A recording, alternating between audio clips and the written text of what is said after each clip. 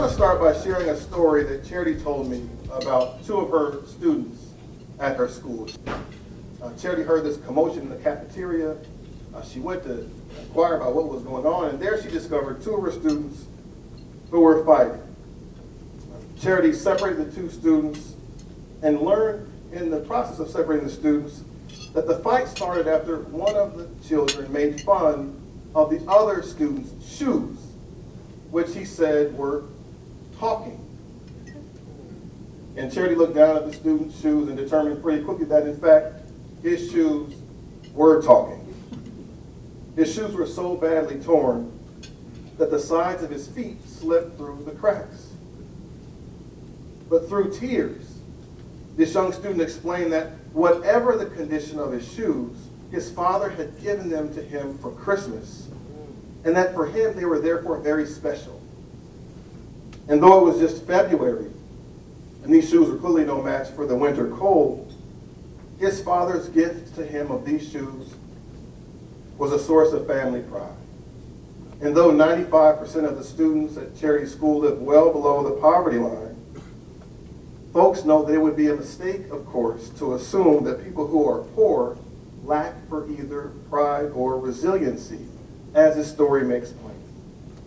Yet in hearing Charity tell this story, I couldn't help but focus on how deeply poverty intertwines both with race and place. And though we were able to ultimately help this particular student get a pair of shoes, not Jordans, but a pair of shoes, the fact is that in Charity School of nearly 700 students alone, there are hundreds and hundreds of shoe stories. But because of who you are,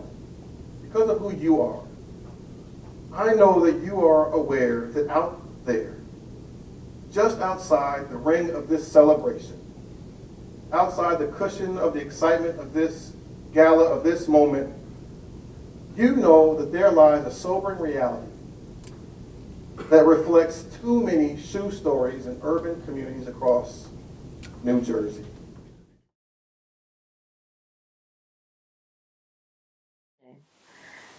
This program will change your life. I graduated in December of 2013 with a lead permit, my asbestos license, my OSHA 10, my OSHA 40, which is the HAZWOPER, and that's Hazardous Waste Operations and Emergency Response, and Confined Space Entry Certification. Since then, I've worked on nothing but prevailing wage jobs.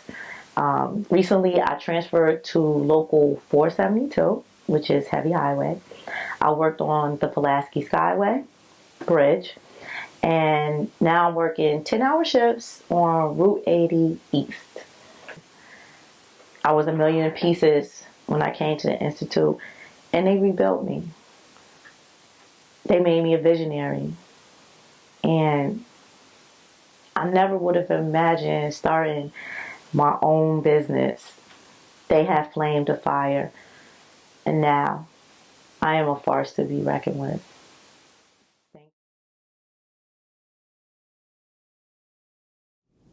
Even as the evening news repeatedly reminds us of the ghosts that still haunt us, keeping the urban poor, black and brown, stuck in place, as Patrick Sharkey says. On the sidelines of prosperity, on the sidelines of prosperity. And that's our job, right? So we leave tonight with the job that the Institute takes on every day, that we at Rutgers Newark hope to take on, and do take on, every day.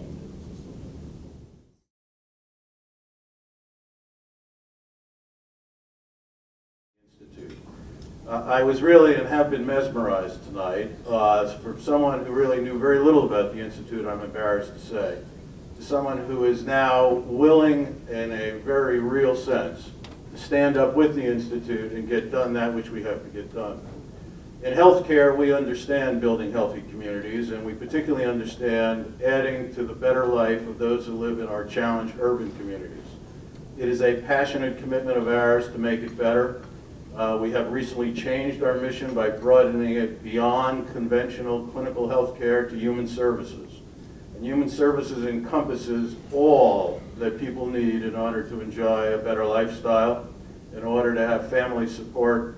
And so we feel it is our job as part of our mission to advocate for the right legislation, to promote the right regulations, to ensure that those who live in our urban communities have economic opportunities, that we not just order from women-owned and minority businesses, but we invest in those businesses. This is our mission. Dr. King penned his last book, Where Do We Go From Here, in 1967, the same year as the Newark Rebellion. And in writing what would be his last book, the year before he was to be assassinated, Dr. King paused for 10 months to ask this critical question: where do we go from here?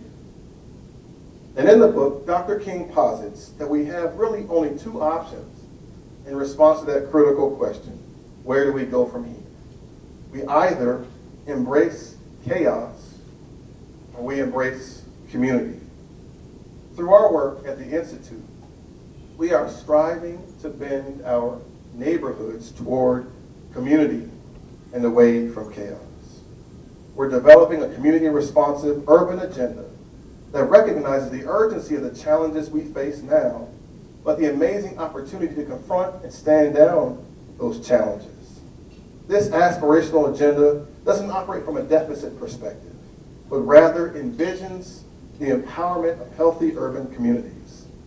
Our ambitious goal is to work hand in hand with community partners to identify those load-bearing walls of structural inequality that, if knocked down, will open up opportunities for people in our urban centers. And to topple these structures of inequality, we employ an integrated approach that includes strategic public education, community organizing, legislative advocacy, and litigation. At the same time, we're clear about our need to maintain and strengthen our community partnerships, to build coalitions and new alliances, particularly with young people, Latinos and other people of color, and women, to advance this critical work. With these relationships, the Institute is poised to leverage our expertise, our strong reputation, our unique role to advance social justice here in the state of New Jersey and ultimately across the country.